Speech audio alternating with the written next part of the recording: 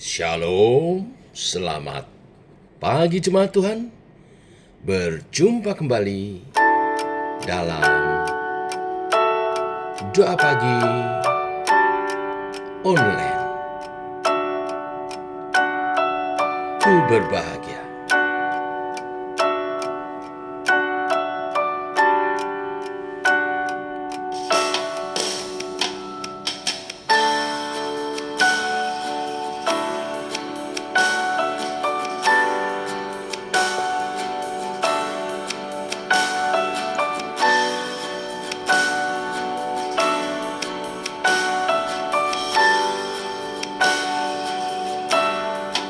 Ku berbahagia,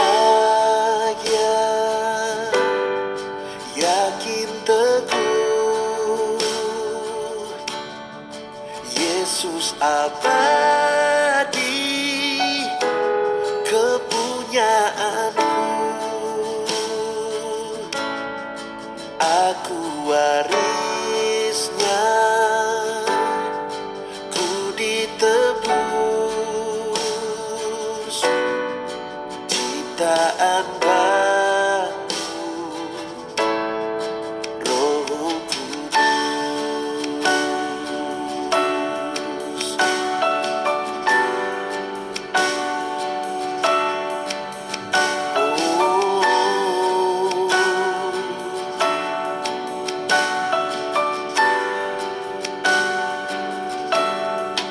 Aku serahkan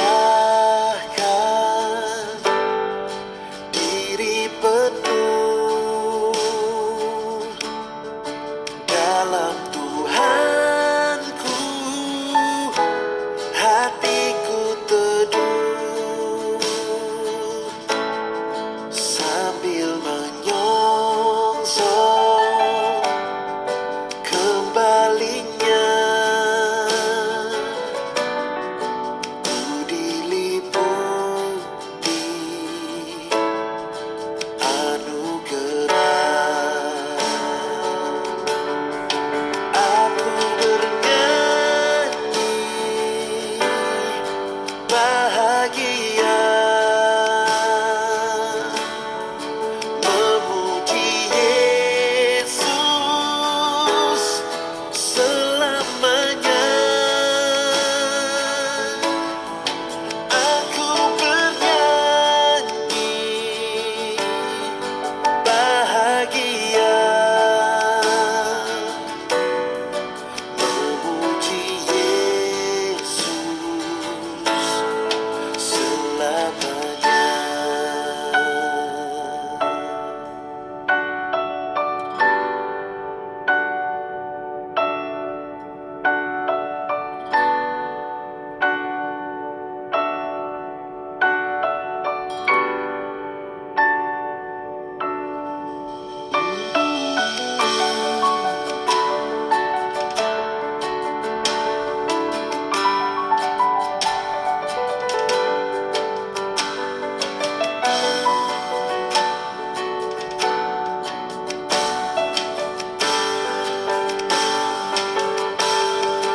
Aku bernyanyi bahagia, memuji Yesus selamanya.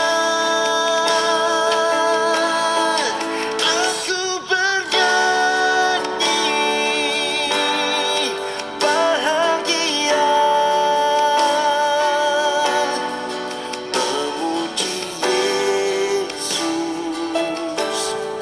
selamanya. Memuji Yesus selamanya.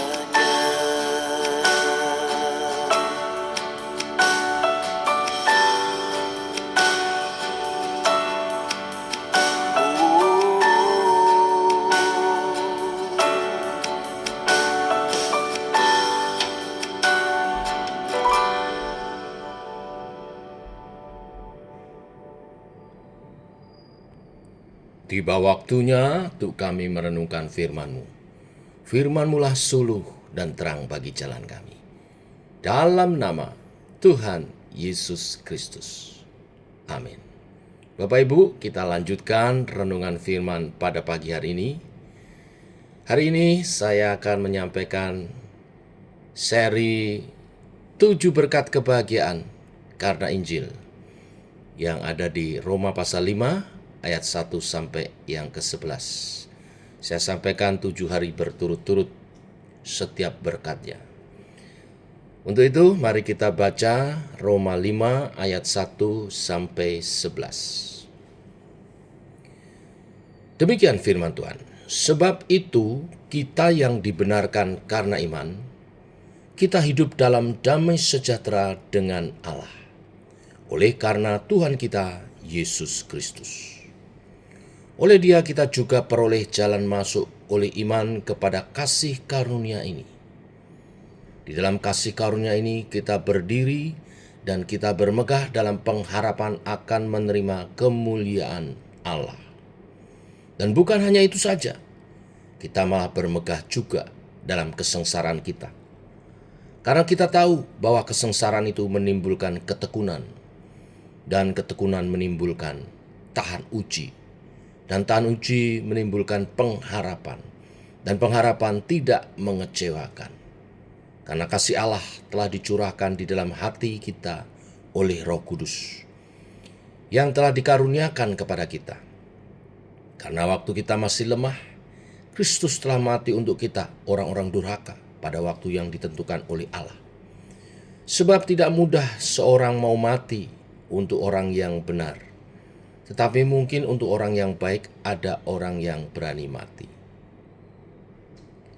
Akan tetapi Allah menunjukkan kasih-Nya kepada kita, oleh karena Kristus telah mati untuk kita ketika kita masih berdosa.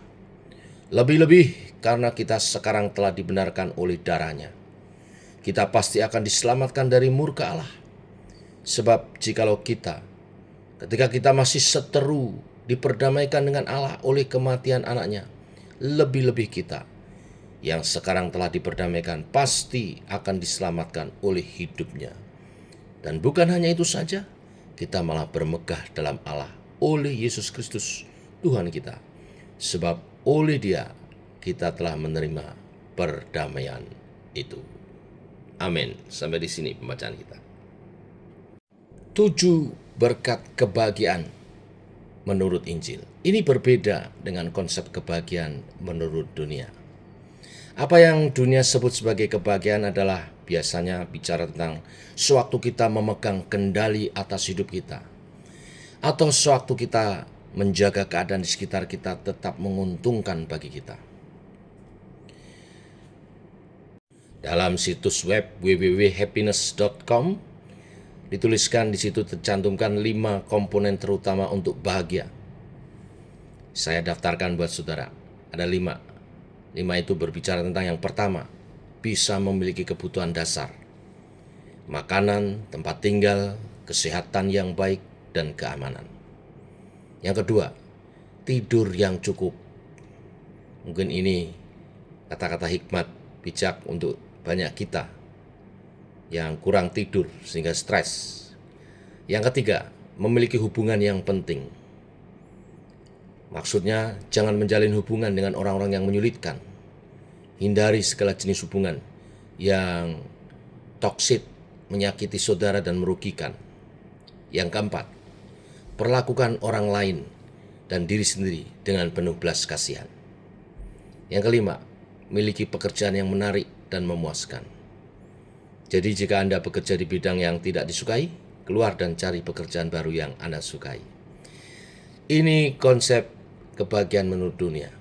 Tidak ada salahnya, itu benar, tetapi kebahagiaan yang Tuhan berikan sebagai berkat-Nya oleh karena Injil Kristus sangat berbeda. Sebab kalau kita memegang konsep kebahagiaan menurut dunia, maka akan sangat rapuh. Karena konsep kebahagiaan ini bergantung pada kita memiliki apa yang kita inginkan dalam hidup. Kebahagiaan ini bergantung pada kita berada dalam keadaan yang menguntungkan bagi kita. Tetapi bagaimana dengan mereka yang tidak berada dalam keadaan yang baik? Bagaimana dengan orang-orang yang tidak memiliki makanan yang cukup, tempat tinggal, kesehatan, keamanan?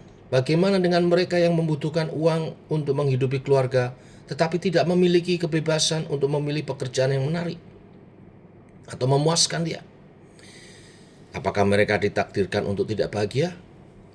Ya, menurut definisi tadi secara dunia, ya memang tidak bisa bahagia.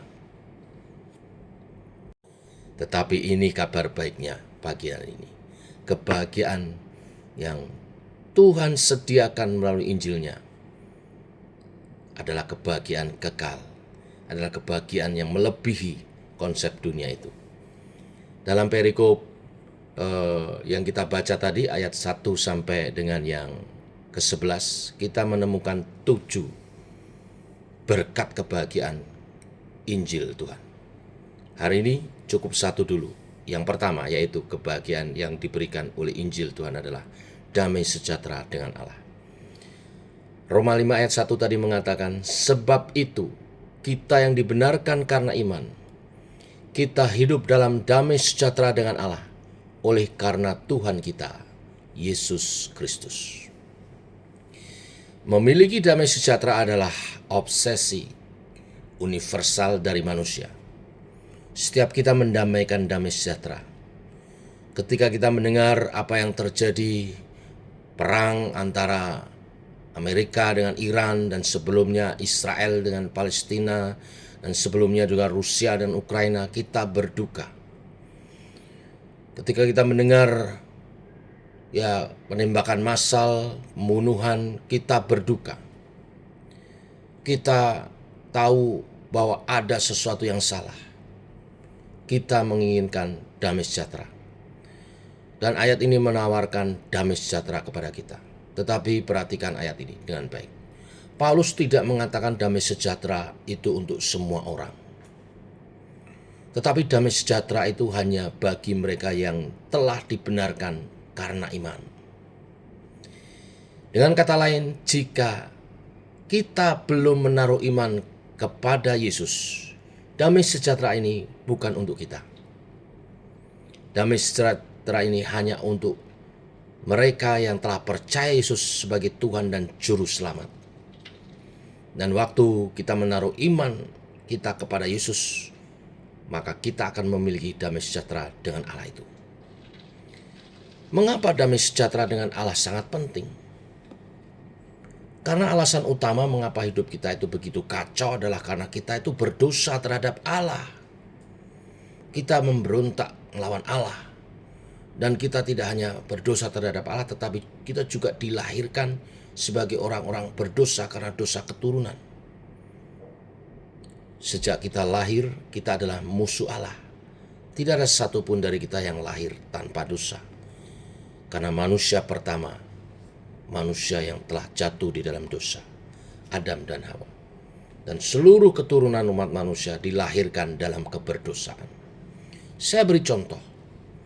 Saya tahu bahwa setiap orang tua berpikir bahwa bayi mereka lucu dan imut. Tapi mari saya beritahu Anda tentang bayi Anda. Tidak peduli betapa lucu dan imutnya mereka, bayi Anda adalah orang berdosa. Harusnya kartu selamat lahir itu ditulis selamat karena Anda telah berhasil membawa satu lagi pendosa yang lucu, imut ke dunia. Jika Anda bekerja dengan anak-anak kecil, Anda sangat mengerti ini. Mengapa mereka, anak-anak kita, suka menggigit satu dengan yang lain. Pernahkah kita bertanya, apakah karena mereka melihat orang tua mereka berebut remote TV dan saling menggigit satu dengan yang lain? Saya harap tidak. Mengapa kata-kata favorit mereka? Jangan, ini punya aku. Pernahkah kita bertemu bayi yang tidak egois? Tidak. Karena mereka sejak lahir menuntut perhatian. Lihat aku, beri aku makan, atau aku akan menangis dan membuat kamu sengsara. Dan bukan hanya menangis, tetapi mereka juga sangat cepat belajar cara menangis palsu. Dan keegoisan ini tidak berhenti dengan mereka. Keegoisan ini terus mempengaruhi kita. Anda tidak percaya? Saya akan membuktikan. Bagaimana cara Anda memutuskan antara foto grup yang bagus atau yang jelek? Saat ada event lalu teman-teman mengirim foto setelah event itu, mari saya beritahu Anda jawabannya. Tidak peduli jika semua orang dalam foto terlihat jelek selama Anda terlihat bagus, betul? Anda akan berkata, fotonya bagus ya, padahal yang lain jelek. Tetapi, walaupun semuanya kelihatan bagus, kalau foto Anda sendiri jelek, saudara akan berkata, tukang fotonya jelek, kayaknya kurang ya, kurang pandai dia ya, kurang jago memfotonya ya. Dari situ kita lihat, kita semua dilahirkan dalam dosa. Inilah realita hati kita. Kita dilahirkan dengan kecenderungan untuk memberontak melawan Allah.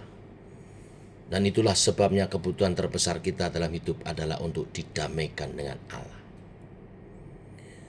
Tetapi ini masalahnya, perdamaian dan pengampunan tidaklah gratis. Tidak ada yang namanya pengampunan gratis. Kita memahami ini. Bayangkan ada seorang hakim dan kita membawa seorang pembunuh berantai ke hadapan sang hakim. Lalu pembunuh berantai tersebut berkata, "Pak Hakim, saya benar-benar menyesal. Saya bertobat atas apa yang telah saya lakukan. Saya berjanji, saya akan berubah, Pak Hakim. Saya berjanji saya tidak akan melakukannya lagi dan akan mendedikasikan hidup saya untuk menolong orang lain."